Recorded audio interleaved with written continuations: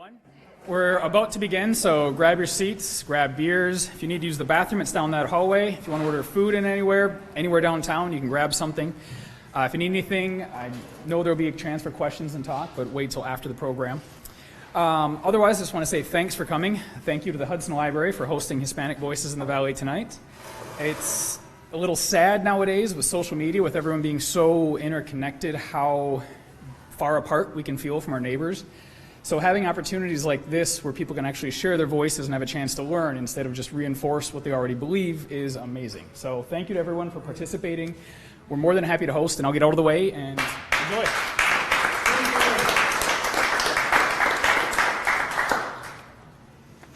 Thank you, everybody, for being here. And Justin, thank you for having a business that's not just a business, but like a real community member.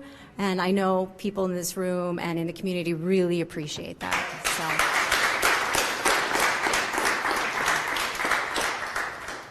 So I'm Shelley Tugas. I am the interim co-director at the Hudson Public Library. Thanks for coming out, and thank you for wearing your masks. Mine will be on when I'm not here. So tonight we're here to learn more about Hispanic Voices in the Valley, what it's like to live here day to day, and this we're seeing as part of a series we're doing about Voices in the Valley. And thank you for those of you who came to Black Voices in the Valley. We're looking forward to having more of these and hopefully wrapping up with how do we bring all of our voices together, especially in the social media environment in Hudson and the nation and the world, because that's the tricky part for sure. So I did look up our census information for St. Croix County, and our county is 96% white, and the second largest group is 2.6% Hispanic. So it really is a predominantly Caucasian community, in case you didn't already know, and we're changing, and that's a remarkable and great thing.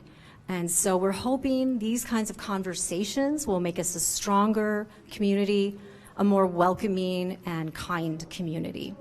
So I'm really appreciative we have two speakers. We had 4 set up, but we had 2 cancellations, long story, but we're really happy to have Linnell and Ruby with us.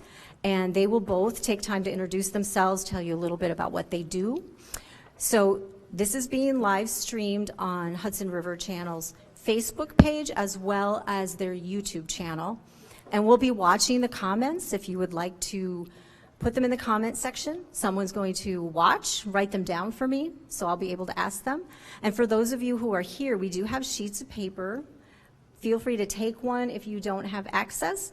Write it down, and my lovely daughter, Sam, will collect them and bring them up to me. So I'd like to get started by each of you coming up one at a time and introducing yourself.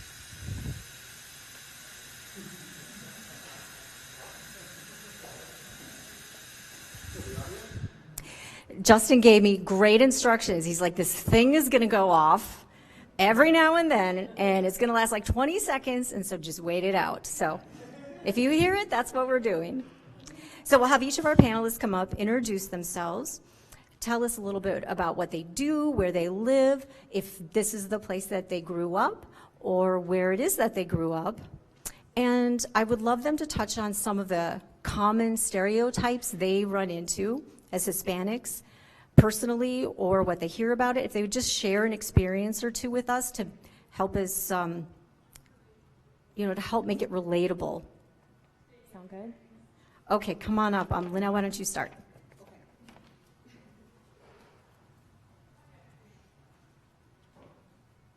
Hi, I am Linnell, but I also am Lindsay. So I was pretty much raised here my whole life. I am Colombian. I was born in Colombia, but I was adopted at a young age by my wonderful white parents that are sitting back there. Yeah, I'd say overall a pretty normal childhood, and I work a good job. I actually work as a forensic autopsy tech, so I do autopsies for a living. So it's interesting if anybody has questions about that. But yeah, so what else was I supposed to say? Something about stereotypes. I guess one thing that I hear a lot is, so now that Sofia Vergara is a big the Colombian influence and she has that beautiful accent, I get asked why I don't have that accent. I mean, it's cute, but that's not my voice. So we don't all have that accent, being Colombian. Another thing, this is just specifically Colombian stuff. Cocaine. Everybody asks me right off the bat, so have you ever done it? You know, no. No, I don't just have some. It's not, no. Coffee, yes, I do drink coffee, but they want to know, like, am I a heavy coffee drinker? No, not really. Yeah, I mean, it's interesting. I feel like it's kind of the common stuff. People think I'm Mexican. That's the one thing. They'll be like, so you're Mexican, right? No, I'm Colombian. Oh, I have no idea where that is. Okay. So then I'll break out my map and I'll show you that. But yeah, I just feel like it's one of those things you just kind of have to run into each day. But for me, it's definitely a lot of the Sofia Vergara, the accent. I speak really good English, so that's nice. You're really educated for somebody that's been from a third world country. So it's quite sad. So, yeah.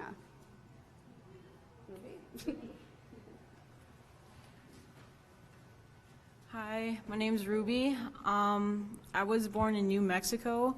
My parents decided to move up here when I was around 7, and I've basically grown up around this area all my life. I live with my family. They've been supporting me. I have a son, he's 5 months old, and like a stereotype that I received is my uncle will be out doing the lawn or something and they think he's a landscaper. And I'm like, no, that's just my uncle. He likes to keep the lawn clean. I get told, like, if my coworkers find out that I'm Mexican, they're like, oh, so you must be really hardworking. I don't have to do this, huh? And I'm like, no, you still have to do your job. I don't get paid to do yours. Can't really think of anything else right now. My peers mostly was in school that I would get little comments. Sometimes where I work is a truck stop, and sometimes truckers don't have a filter at all, and they'll just say whatever is on their mind, and I just got to deal with it and just smile. I'm like, okay, thank you, shoo-shoo. But yeah, that's all I can think of right now.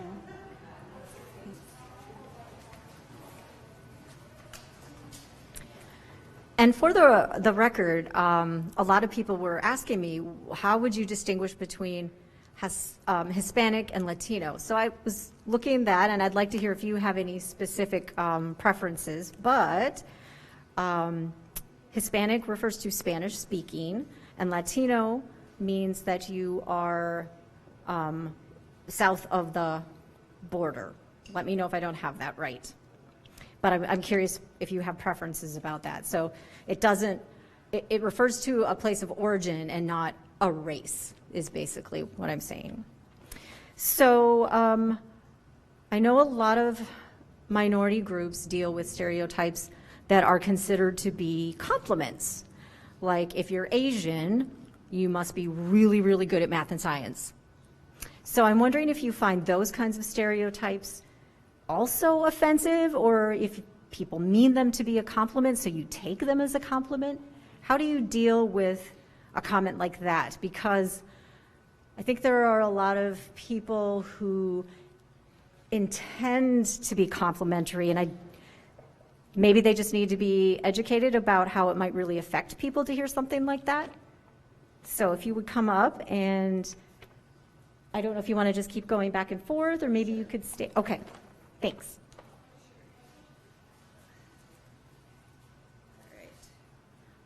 So some of the good things that I hear, I guess, which would be considered a positive stereotype, is that the women are beautiful, the exoticness, you know, they have, I think there's this like view of, you think of the ocean. I just had a lot of people paint this picture to me of what they see when they hear of somebody that is South American. They think of beautiful women wearing very tiny bathing suits on a beach, long brown hair. And although I don't disagree, we are quite lovely, but yeah, I think it's that it's interesting because growing up, guys only wanted to date me because I was exotic, which you'd think like, I mean, it's kind of cool, but no, it's kind of offensive too, because you should like me to like me and not just because of something what they would consider exotic. And that goes for men too. They have the Latin lovers. They think the tall, dark, and handsome. So I don't know. I've heard a lot of that, and hardworking. And I've seen people that aren't hardworking. It doesn't just go based on that. So yeah, that's really the only thing I can think of that's would be considered positive. Yeah. Do you speak Spanish? No, not really. Yeah, my Spanish speaking skills are not great. People assume. Yeah, but people assume, yes. Yes. But they only ask me to swear. That's it. So what is this swear word in Spanish? Sadly, I do know that, though.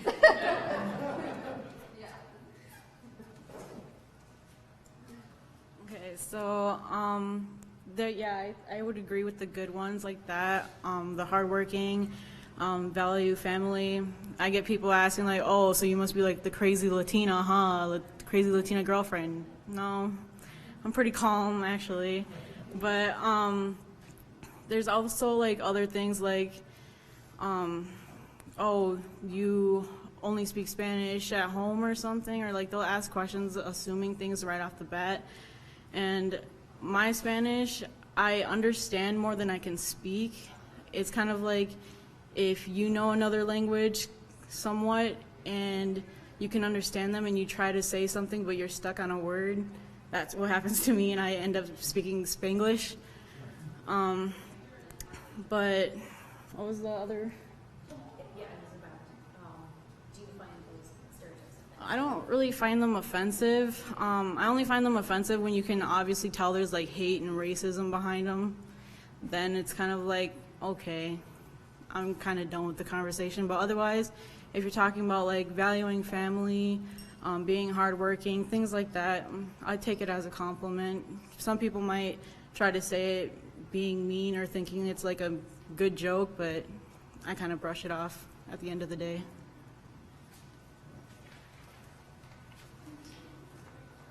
I feel like I need a mask for the other ears, so it's like earrings or something.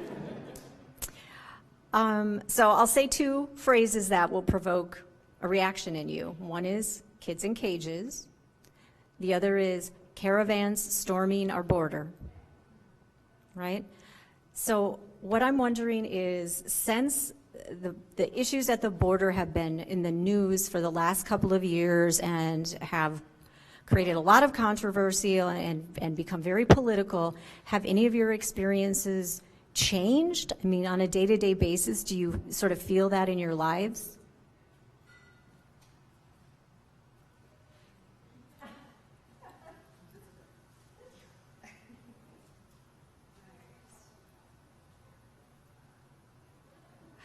This was actually a question I dread the most.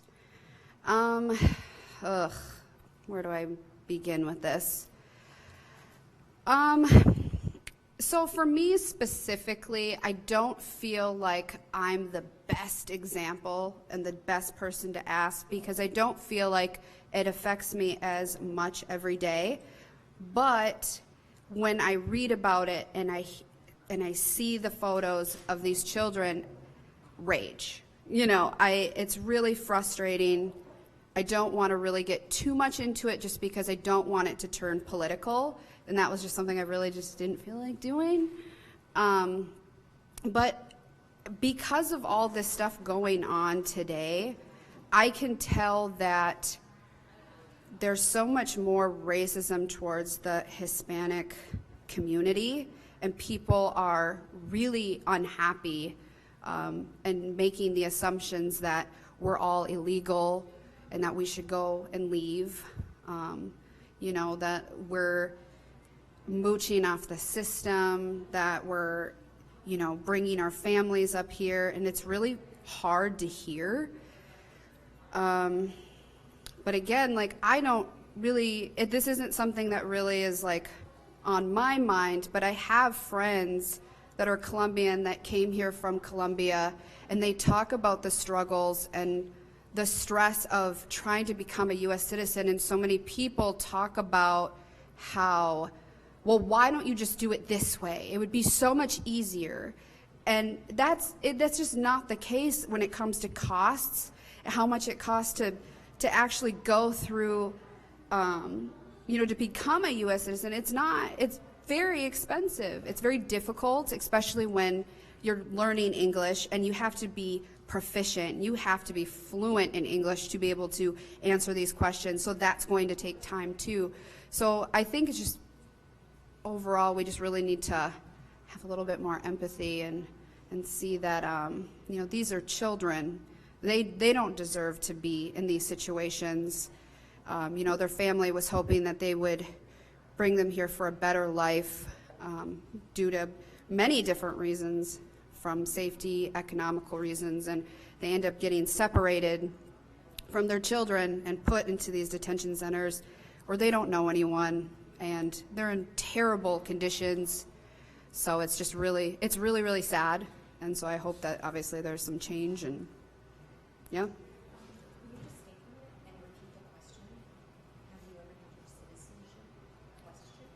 Have I ever had my citizenship question? Absolutely. Yeah. I say in the last few years, I actually, sorry, let me scratch that. Most of my life, I've never had anybody ask me that until probably in the last 3 years. I have had people assume that I was illegal. I've had people in stores just call me a spick just because they felt like it.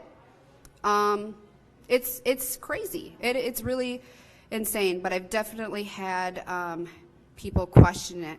And applying for jobs, they want to ask you, but you can tell they're a little worried, but I'm applying at Alina, and they're like, so I hate to ask you this, but now with everything, and so, yeah, I definitely get questioned, but I've noticed it more in the last few years.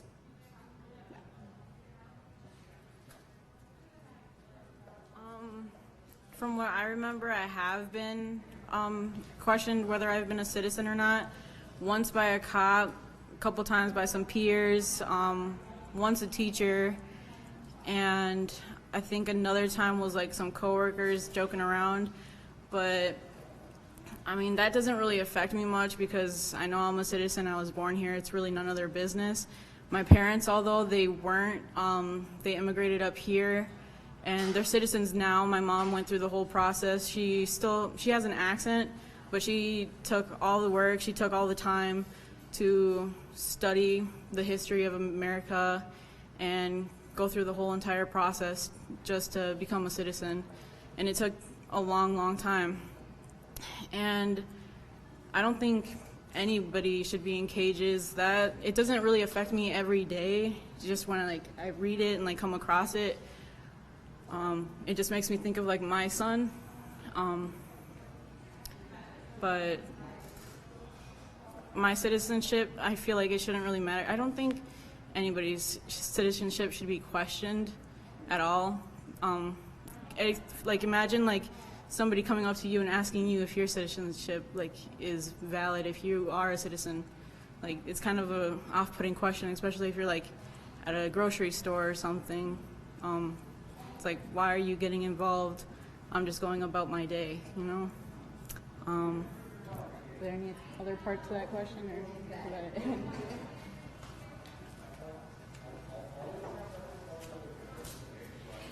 So this question will be a little different for the two of you since you were adopted by Caucasian parents, correct? Okay. So growing up, did you have the role models, the Hispanic role models that you needed growing up since you lived here? And if not, how did you seek those out?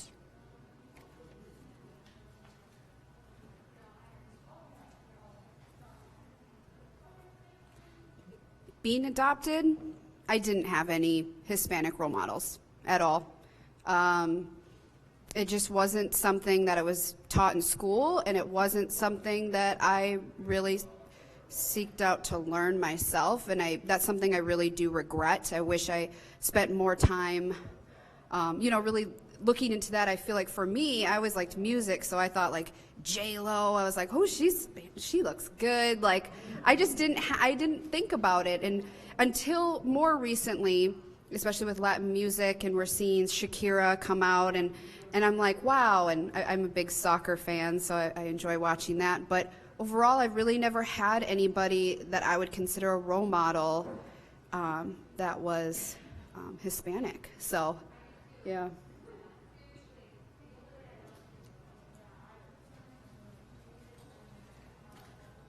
I grew up around more like pop culture that was Hispanic and stuff until I came up here. Then I mostly had white friends. I had a couple of black friends, but mostly white, so I just hung out with them. I listened to what they listened to, watched what was up here. I mostly spoke English at home. My parents would speak Spanish to us, and then they would listen to whatever they wanted to. But I can't really think of specific role models, maybe like Frida Kahlo, the obvious ones that were taught in school but barely scratched on, like in their history. I don't really have any. I'd have to do more research on my own culture, honestly, to see any role models of my race.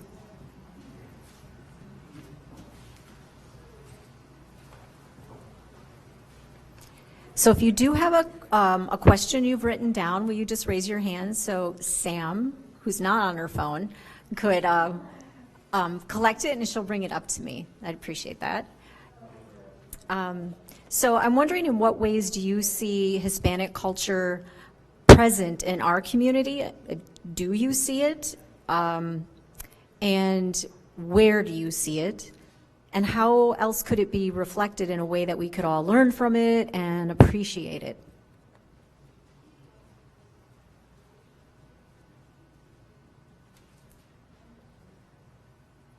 This is incredibly simple. No, I don't see it here at all, anywhere.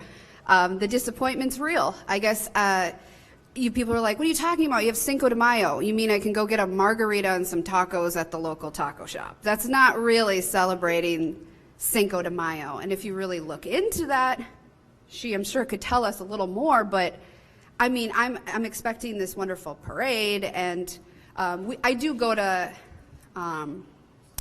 is it East St. Paul? West St. Paul, yeah. And I love going there for that, but yeah, it's just not here at all. I just don't see anyone celebrating any of but of course I think one of the problems is that for me, Colombia has its own holidays and Mexico has its own holidays. A lot of South America has their own thing. So I'm not sure how you would be able to we could try to incorporate it into a thing, but yeah, I'm not sure.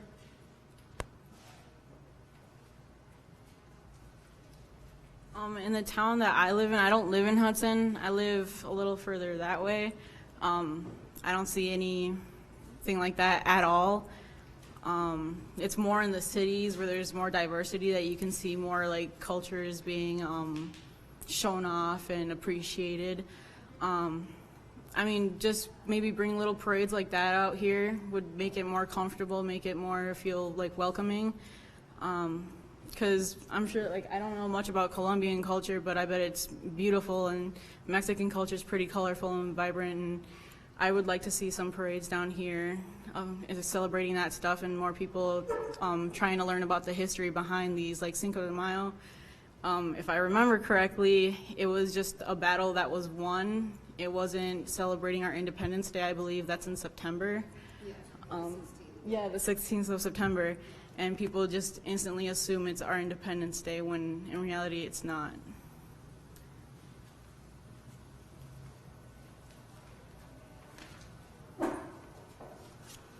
So you both told us that you were raised here, and I'm wondering if it's just family that keeps you here, or why you have chosen to live here, given a couple of the things you've told us, just not really seeing a reflection of that culture and, sometimes not seeing yourself maybe in crowds in Hudson.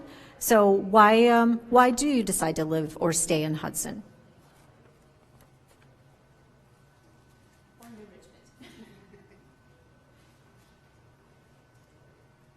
All right. Well, I stay in Hudson because I have family here. My parents watch my children for me when I work, which is nice. Cuts costs. But this is kind of all I've ever really known. I have friends here and familiar faces. And although I don't like that lack in culture, I love my family. So that really does keep me here. But when I do travel and see friends, I have friends in Orlando that are Colombian. And I just I feel so at home there. There's so many people that aren't just Colombian, but just Hispanic in general, and the bakeries and all the food, and we just don't have that here. I can go to Minneapolis and there's one Colombian restaurant, and there are some Mexican restaurants, but I don't feel like they're that authentic. And I definitely feel better sometimes when I'm with other people, I guess, that do look like me. And that's one thing I worry about with my son that's back there in the corner, adorable. He's definitely Colombian at heart. He loves soccer, and we watch the game together, and I try to incorporate that culture for him because I don't feel like my parents did the best job when it came to embracing my culture and bringing it into the house much. So that was one thing I wanted to do differently for my children, was to really show them we're going to try to celebrate maybe some of the holidays and cook some of the food, and to do that. And when we go down to Orlando or pretty much anywhere, any bigger city, Chicago, and see people like us, they embrace us too, and even though I don't speak fluent Spanish, I don't feel like I'm being treated differently. And here, unfortunately, I am. With my friends, it's very clear I stick out kind of like a sore thumb, that I am a lot darker than they are. And, I love my friends, but of course there's always those jokes too of we have the one Spanish friend, or maybe you can get us a discount. Isn't that what you guys do? Sort of stuff. I don't know. It's weird. And, I think there's a part of me that thinks I should be offended. I should be offended, right? If you're going to say things like that to me, or, oh, your whole family must park their car on the lawn. That's a stereotype that we hear as a joke often. But in a sense, I'm so used to it. And I had a friend tell me, why? Why do you tolerate that? How are those your friends? How is that living there and having people talk to you? I'm used to it. Been here my whole life. I didn't know any better. But those jokes, I kind of thought, I just brush them off and it's not a big deal, but they're telling me it's a big deal, so I must be missing something. But yeah, I stay here for family, but there's always a part of me that would love to go somewhere that just has more diversity, just in general, more diversity.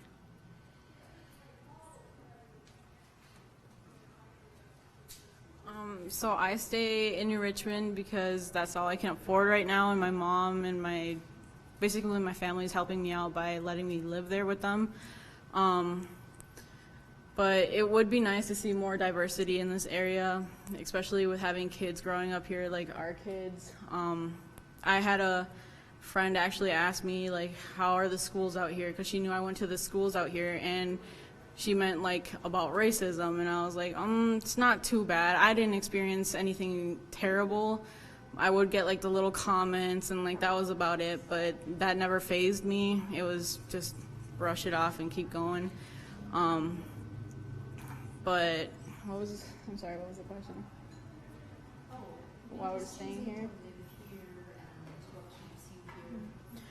And it is a quiet community, though. It is nice. It's very lovely out here in Hudson. I love the parks. I love taking my son out there and just walking around. But otherwise, it's just that that's all I can afford right now. Otherwise, I would move somewhere more diverse. But it is a very lovely community. I love Hudson. New Richmond's great.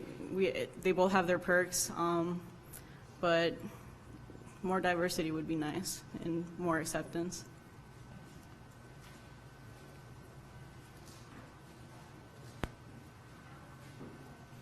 It's so strange to be asking them questions and looking at you. So I'm sorry my back is to you right now.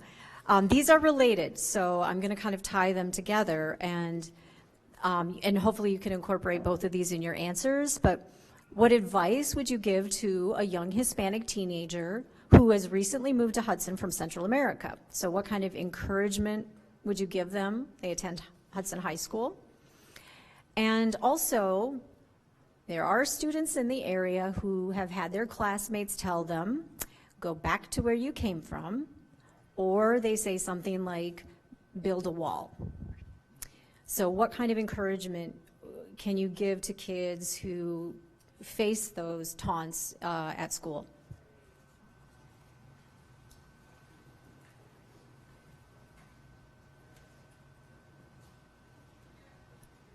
I think that's a hard question because each person individually has different feelings towards things. So for me, I feel like I just had thick skin. You know, you hear it, and I think one really good thing that my parents did is they always told me how beautiful I was, no matter like looking different. And so I really did have a pretty positive body image. You know, although somebody would, like, one thing that people used to ask me a lot is like, oh, you must be dirty, or you have really dirty skin. I'm like, no, I'm obviously tan and amazing. Like, I didn't care. Like, I just, you know, I've always been able to kind of shut those haters down of just kind of saying, like, that's cool. Like, I know I look good. Like, you know, and just having that positive side of things. But I got that from my parents, like a lot of that. And, you know, not everybody has that. So I think it's really just hopefully having somebody that they can talk to and vent to. I think that's a big thing.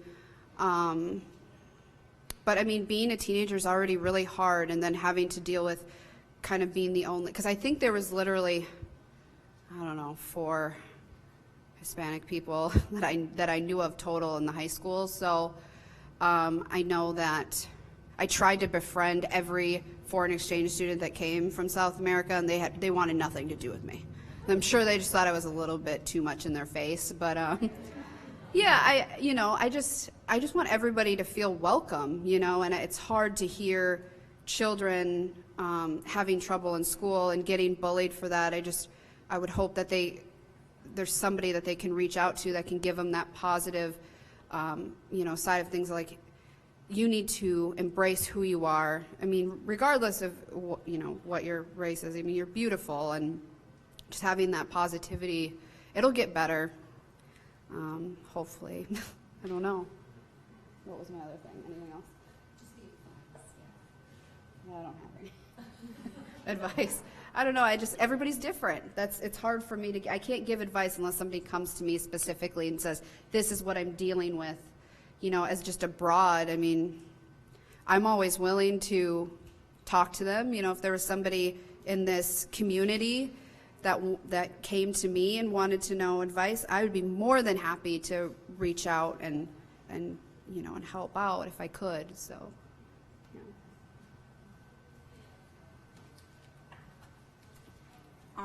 Well, I can relate to that kid that was told, build a wall and get out of here. I've been told that, but like I've said before, it's just like the repetition of it. It kind of makes you numb to it. So they can just keep saying it. Like, if you come up with something new, then maybe you can hurt me. But if it's going to be the same thing, I'm not going to get fazed. Advice, I would say, basically just do what I did. Don't listen to them. Just laugh it off. Laugh with them, because that'll confuse them, because they want a reaction out of you. And just keep doing what you're doing. Show them that you can do what you came here to do. Set your goals and reach them, and tell them bye, see you later. You know, that's about it.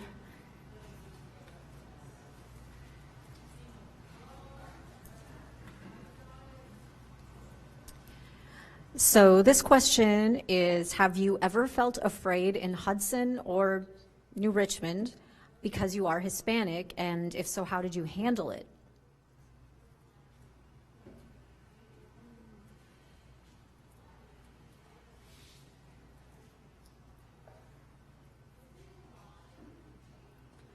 In Hudson, I wouldn't say that I've ever felt scared, but I definitely have felt more annoyance of just being in places and just having people yell at you randomly. You know, I'm out with friends or walking. I've been called a spick more than I would like, and I've been, you know, just called other really terrible names that I won't repeat. But you know, it's like she has mentioned, that you just kind of ignore it. I don't know where I was going with that. What was the? I already forgot my question now. What was the question again? Just about fear in general. Yeah, I really haven't had fear. I don't scare easily, so it's really just kind of being more annoyed that I even have to deal with this today, still, you know, and that's really what that is. Yeah. I haven't really felt fear either. For the most part, it's just been words that have been said, no like threats though. So I feel like that's where the fear hasn't come. Half of the time, it's just insults like that, like racial slurs being said, just being told to get out of here. So it's not really fear, it's just mainly like anger that it's being said to me, like you have the audacity to come up to a stranger and just start saying these things. Like, what if I went up to you and started just calling you every name in the book? You wouldn't really like that either, and it's just uncalled for and not necessary at all. But I haven't felt fear. Mostly when I was moving back from Portland, I went through, I believe it was Idaho. My friend told me, just be very careful. It's a very big KKK community there. So at night, try not to stop there. But otherwise, here, not so much fear, just anger when things happen like that.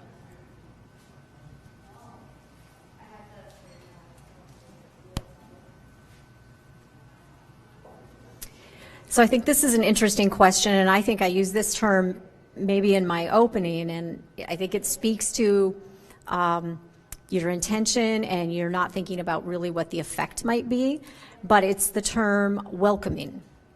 Does that term bother you? Because it does imply that you're not from here, you're from outside the community, and we are welcoming you when you're already part of it. So I'm just wondering if you'd come up and speak to that, because I thought that was a really great question.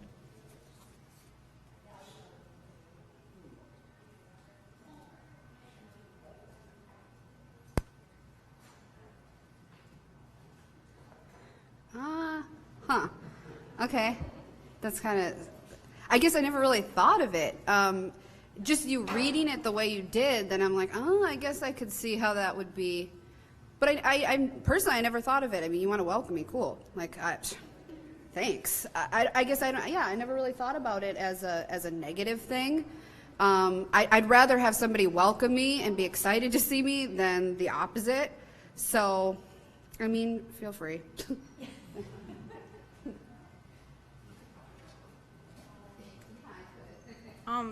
I like the way that was worded and everything too.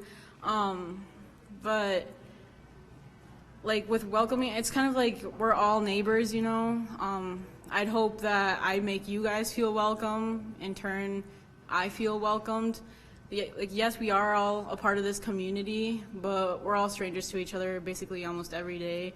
I mean, I've seen like part of your faces, but I won't recognize you, and I won't be like, oh, hey, I saw you there. But it's just that, like, sometimes just the feeling of being welcomed is maybe not being stared down because my mom is speaking Spanish on the phone, or just little whispers on the side. Like, that makes somebody feel unwelcomed to me.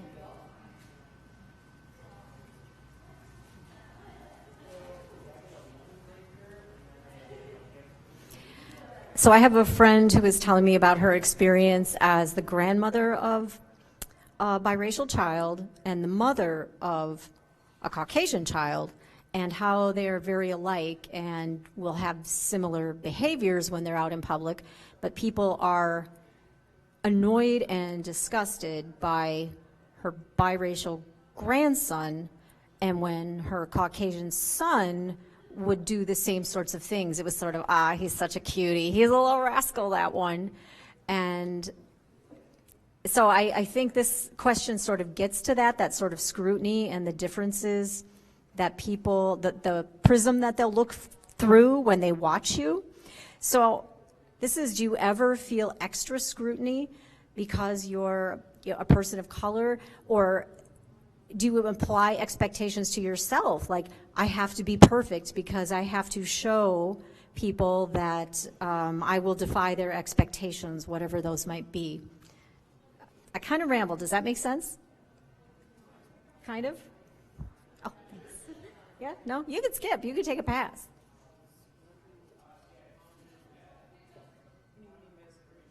Well, do you have internal or external pressure to behave sort of perfectly because you feel like you're going to be judged for any little perceived or real mistake in a way somebody else might not be?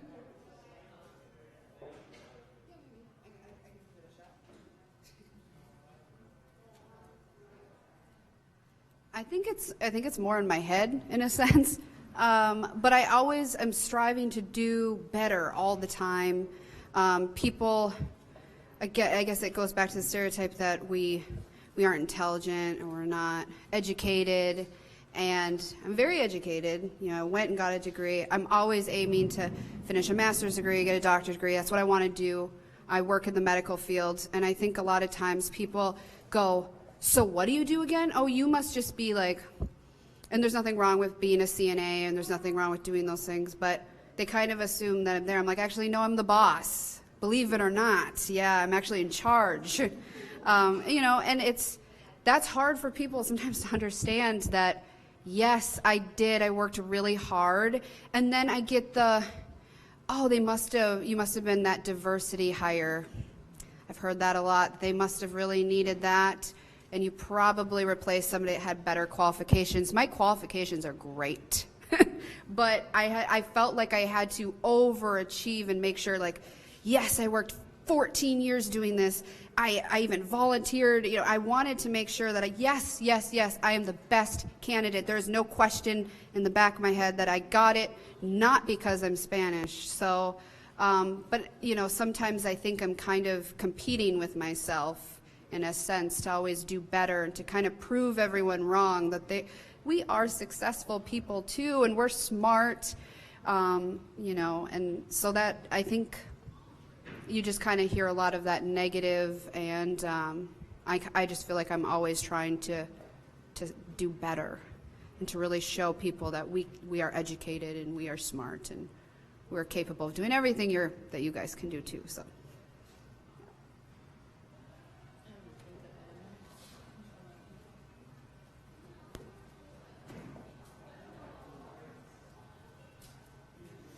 So I don't know how closely you follow some of the local politics and events that happen in our community. And I'm just wondering if you think public officials in this area are doing enough or have done enough to make Hudson more inclusive and deal with actually some of the controversies and conflicts this community has faced over the last couple of years.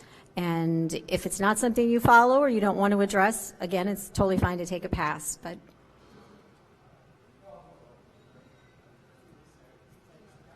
don't really follow the politics. Sorry. Oh my goodness. Okay. Put up with it just for I just feel like we want to take a guess. I mean, I feel like there's a lot of, in a sense I could say, but then at the same time I can't. I just feel like we need to do better and have more inclusiveness. Yeah. just to summarize, since you didn't say into the mic, we could do better and use more inclusiveness. Did I summarize that correctly? Okay. How would you explain to someone that there are many cultures in Hispanic and Latino community broadly, and you aren't just all friends?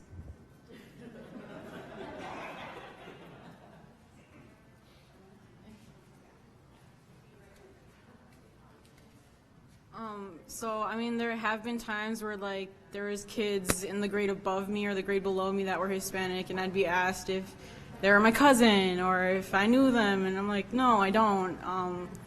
I know they're, like, the only other ones, but I don't know them personally. I'm sorry, what was the other part of it? You know, the other question you got specifically when I was talking about here versus New Mexico, and how our culture is different.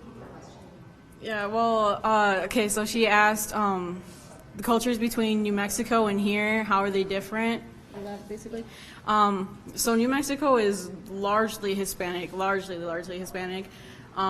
So obviously I see a lot more what's familiar and like reminds me of home to me around there than I do here. I'd have to go to like West St. Paul to see some of that stuff.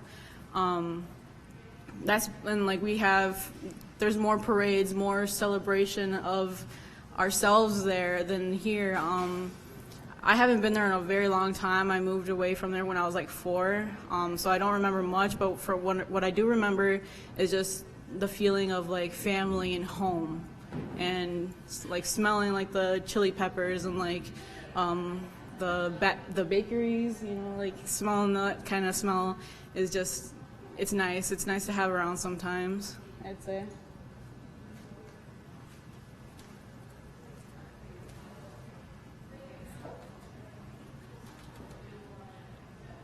So you asked if we were all friends. Is that the question? No. No. Just like anyone, you're not going to get along with some people. So, I mean, to me, it's kind of a silly question, but because I just feel like that's kind of common sense of you don't get along with everyone. I would love that, though. That would be great. I definitely try to befriend everyone that I see that looks kind of like me, but no, I think we just again, we all have our own personalities, likes, and interests. So, yeah, absolutely not.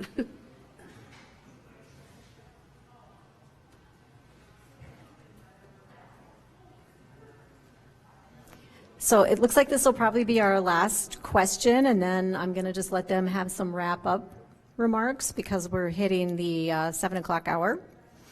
So this is sort of a pop culture question. It's interesting that, you know, Disney made the movie Coco. Do you feel like that was a respectful representation? And we also, I'm thinking Modern Family, we have Gloria. She's Colombian, right, in the show, and kind of has it's kind of a stereotypical character. And other representations that you see in pop culture on TV, and if any of them you think are done really well.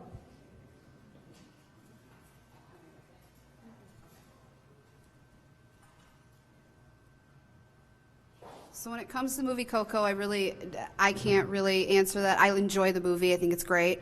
But when it comes to cultural, I guess I'm not too familiar with the Mexican culture, so I can't really answer for that. But when I think of Modern Family, it really is a stereotypical, you know, she's loud.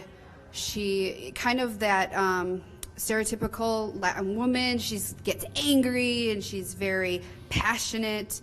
And one thing is she married an old rich guy, and he brought her to the States from Colombia. They make it very clear that when he married her, she was not living in the States. So it kind of just makes it sound like she was what are those, like brides that you go and, yeah, mail order, sort of. And so that's kind of weird. But then also, like, one thing I read up about Shakira, and I don't know if you know who Shakira is, and she has this blonde hair.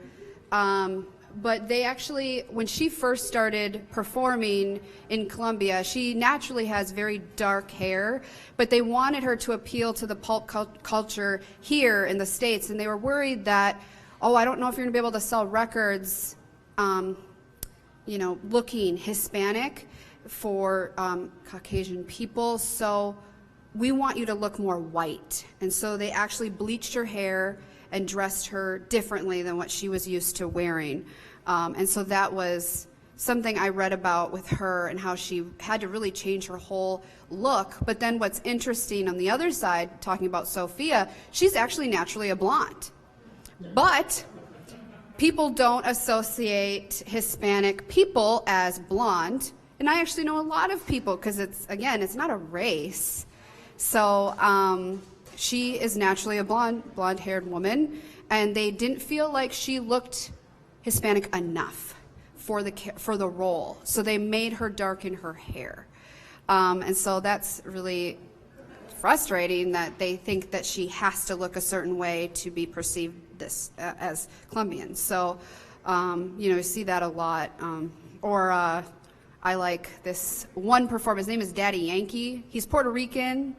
And again, I read about him, and they were like, you have to speak fluent English if you're going to be performing here in the States.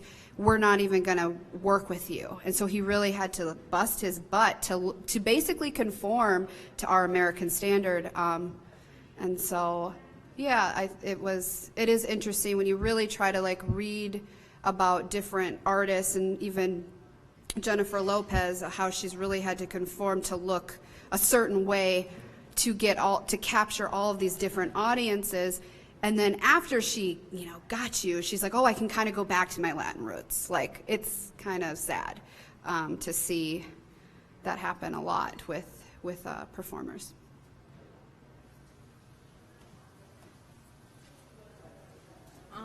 I'd like to say like the Hispanic and Latino people are very diverse, not only in culture and like looks. There can be Afro-Latinos, there's Asian Latinos from all over the place, and our cultures intermix. Like in Cuba, there's a large Asian culture down there too, because of them having to come over from the communists and all that. So everybody's culture is different, everybody's cultures end up intermingling, and with like the Sofia Vergara, like I don't watch Modern Family, but there are like very typical like characters in some shows like that where they're loud, they are drunks, they act kind of funny, they have an accent, and they're made to be more of like the butt of the joke than actually like part of the whole comedy. What else is part of the question? Anything you recommend people watch? Is it good? Well, I do really like Coco. My family didn't teach us about Day of the Dead like how Coco's family does it. I ended up learning more about my own culture through school than from my family, and that's when we learned about like all the ofrendas and all of that type of stuff that they do for that day. And I think Disney did a very good job at showing that, and they even showed a dog that's native to that land, that Mexican hairless dog. And then in the music, they had the outfits for, I forgot what the main guy's name was, but he had the suit, and it's called like a charro suit, and a lot of famous people wear them that sing that type of music, and it felt nice as an adult having a movie that I can show my son when he's able to like watch it and enjoy it. But otherwise, things like that would be nice to like watch. I don't know of anything else. I grew up with Dora. I'm sure as everybody else did. She did a pretty good job of like making me feel welcomed and like there's somebody out there like me. Otherwise, I can't really think of anything else that had Hispanic. I think there was, I forgot the name of the girl, but there's something, Maya and Miguel. That was another one that was pretty fun to watch, but it was mostly cartoons, nothing really for older teenager or anything like that.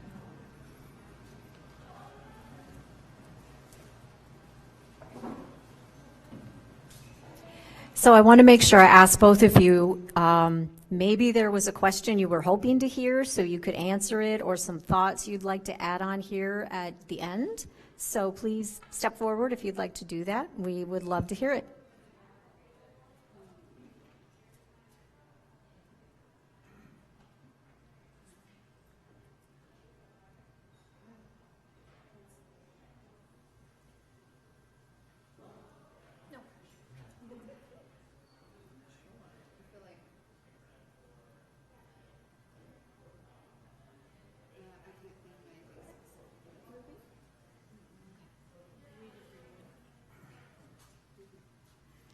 Okay. We feel like we've covered everything pretty well. I just want to thank you very much for coming in your masks, for being here to support the two speakers and this event.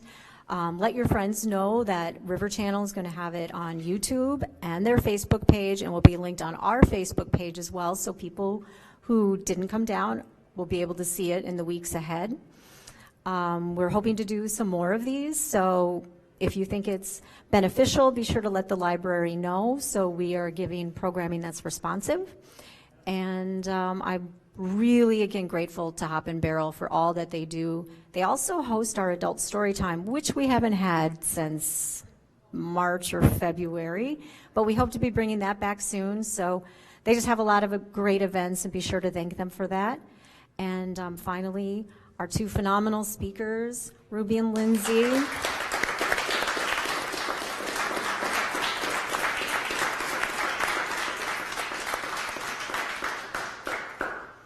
We know you had a lot of options of ways to spend your time tonight, and I'm really grateful that you spent it with us. So thanks, everybody.